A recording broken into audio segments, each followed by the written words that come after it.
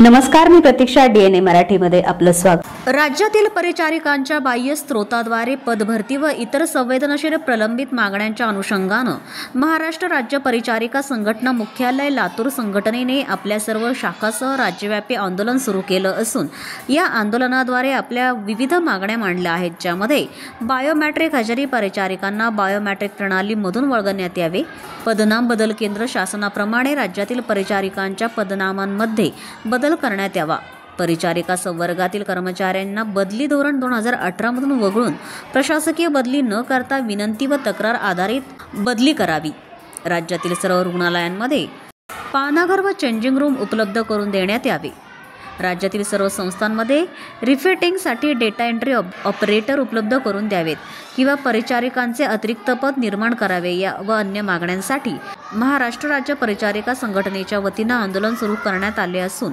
या आंदोलनास पाठिंबा म्हणून परभणीत हे आंदोलन सुरू करण्यात आले आहे. तर मागण्या मान्य झाल्या नाही तर 18 जुलैपासून राज्यव्यापी बेमुदत काम बंद आंदोलन करण्यात येणार असल्याचे यावेळी सांगण्यात आलं. 15 आणि 16 पासून ते आझाद मैदानावर आमचे जे पदाधिकारी आहेत, राज्य पदाधिकारी, ते निदर्शने आंदोलन करणार आहेत.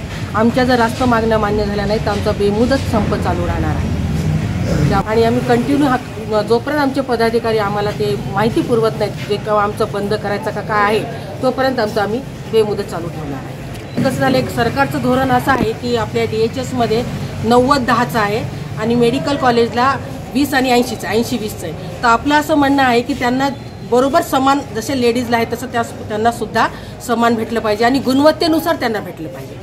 गुणवत्तेनुसार आपले जे पुरुष आधी परिचारिका आहे त्यांना जागा भेटल्या पाहिजे आणि आपली पदभरती 100% झाली. आमच्या टोटल 14 मागण्या आहेत आणि त्यामध्ये आमचं मेन आहे तर ते वेतन त्रुटी निवारण, त्यानंतर नवीन पदनिर्मिती, कंत्राटी पद्धत जी पदभरती आहे तर ती बंद करायची आहे. आमच्या प्रशासकीय बदल्या होतात प्रत्येक 6 वर्षाला, मग ते 50 वर्षाच्या वरची परिसेविका असो या ज्युनियर असो, प्रत्येक 6 वर्षाला बदली होणार म्हणजे होणार. तर ती बदली पण आमची रद्द व्हावी, विनंतीनुसार बदली झाली तर चांगलं होईल. आणि दुसरं विद्यावेतन आहे, मुलींना 40 वर्षापासून स्टुडंट GNM स्टुडंट किंवा NM स्टुडंट आहेत तर 40 वर्षापूर्वी जे विद्यावेतन भेटत होतं ते आजही तेच आहे. 300 रुपये अतिशय तुटपुंज विद्यावेतन आहे. त्यानंतर पाठ्यनिर्देशिका यांचे पण पद बऱ्याच दिवसापासून भरती झालेली नाही आहे, त्यामुळे जो अतिरिक्त ताण आहे, आमच्या काही स्पेशलाइज स्टाफ आहेत, MSc झालेले ट्युटर, त्यांना इकडचे कामं करून ते तिकडं पण ड्युटी करतात. तर अशा आमच्या म्हणजे पदनिर्मिती व्हावी, पाठ्यनिर्देशिकांचे पद भरती व्हावी. त्यानंतर आमचा पदनाम बदल आहे, तर पदनाम बदल पण आमची खूप दिवसाची जुनी मागणी आहे, ती पण सरकारने मान्य केलेली नाही आहे.